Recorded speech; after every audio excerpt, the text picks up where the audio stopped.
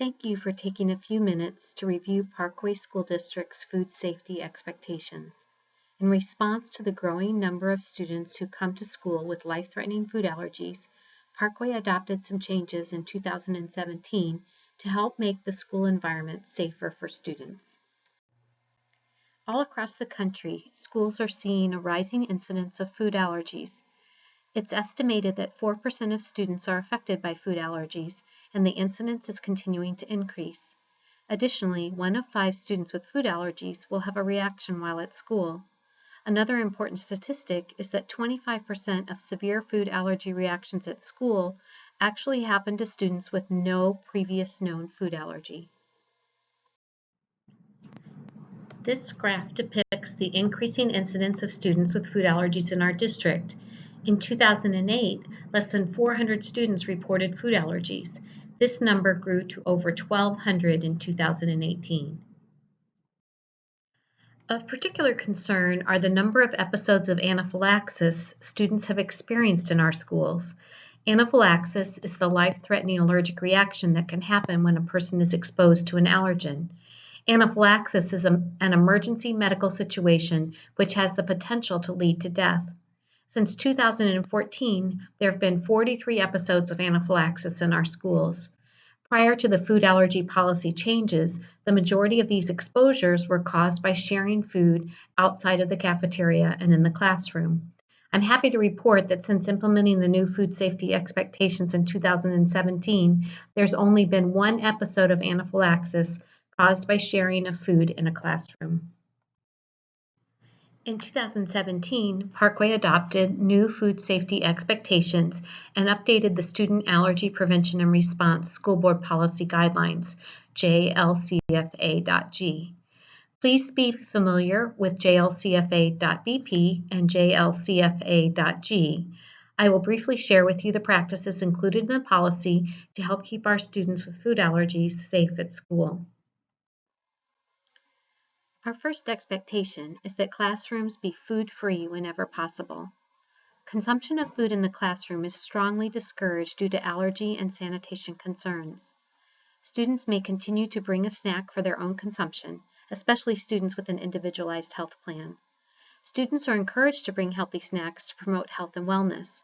Parents may be advised to send in snacks for their student without a particular allergen if needed to prevent cross-contamination, which could impact safety for food allergic students. Schools may choose to order healthy snacks for classrooms or to support hungry students from Parkway Food and Nutrition Services. Any snacks provided for class-wide or individual consumption must be selected with extreme care. In addition, the school nurse should be consulted to identify students with known food allergies. Careful cleaning of surfaces with soap and water after consumption of food and student hand washing after eating are essential to help prevent cross-contamination in classrooms. Next, food may not be brought from home for sharing class-wide. We realize that what we are asking is a shift in culture for many of our families and schools. Please help our families understand that these new practices have been put in place to help protect our students from accidental exposures to allergens. This graph shows the decrease of episodes of anaphylaxis caused by sharing of food since the food safety expectations were instituted. This shows that the policy and practice changes are making a difference. Parkway is committed to avoiding the use of food in the curriculum whenever possible. If food use is essential in a lesson, teachers will alert students and parents through the syllabus, letters, and emails home, as well as class announcements. In addition, the school nurse will be informed and consulted to identify students with known food allergies. Teachers will make alternative lesson or curricular plans if students with known food allergies could be adversely impacted. Another big shift in school culture is choosing to find safe and inclusive ways to celebrate without food. To maintain healthy learners, the safest celebrations occur without food. Birthday celebrations at school and holiday celebrations at school will no longer include food. Schools are encouraged to be creative in celebrating without food. We've gathered some ideas for non-food celebrations which can be downloaded at the end of this presentation. Another expectation is that all school staff avoid using food as a reward or motivator for students. Once again, this may be a change of practice for some, but critical if we are to create healthier classrooms and schools for our students. Field trips should follow the same protocols for food safety. If food consumption is part of a field trip, teachers will alert students, parents, and the school nurse in advance through the syllabus, letters, and emails home, as well as class announcements. School staff will take care to help prevent cross-contamination and prohibit consumption of food on the bus if at all possible. All extracurricular activities will take precautions to protect students with food allergies. Contents of all foods shared in these activities should be clearly labeled with no food prepared at home. Activity sponsors and coaches should be aware of students with known allergies and be familiar with each student's allergy action plan and emergency medication. Avoid serving foods with known allergens and notify parents and students when participating in a service activity where students may come in contact with food. The food safety expectations do not preclude giving assistance to students who are hungry. If a staff member suspects that a student does not have access to adequate nutritious meals, the counselor or administrator will be notified. Schools will work with each student to find solutions to the problem.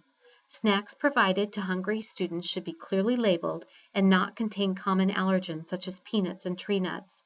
Staff should inquire about food allergies prior to giving any food to students. I also wanted to review some implications of the food safety expectations for school staff. Make sure that you're aware of all the students with food allergies in your classrooms. Take time to meet with the school nurse to learn more about the health needs of the students you serve. In addition, know the emergency response plan in the event of a life-threatening allergen exposure. Cross-contamination happens when a person comes in contact with a surface or object that's been in contact with an allergen. Cross-contamination can lead to anaphylaxis. It's important to develop safe procedures for handling any food that is consumed or used in the classroom and to ensure that surfaces are cleaned with soap and water to remove allergens. Disinfectant wipes are inadequate in the removal of allergens from surfaces, and hand sanitizer is inadequate in the removal of allergens from hands. Soap and water is the best method for preventing cross-contamination. It is important that all staff have a basic understanding of life-threatening allergies and annually complete the Parkway Safe Schools Life-Threatening Allergies Training Module. In addition, any staff member who may need to administer emergency epinephrine should complete annual training with the school nurse. This includes those with responsibility for students on field trips and those who may be called on in an emergency when the school nurse is not in the building. Feel free to contact me at the email address on your screen if you have any questions about the implementation of the food safety expectations. Thank you so much for caring for all of our students and helping to make our schools safer places for students with food allergies to learn.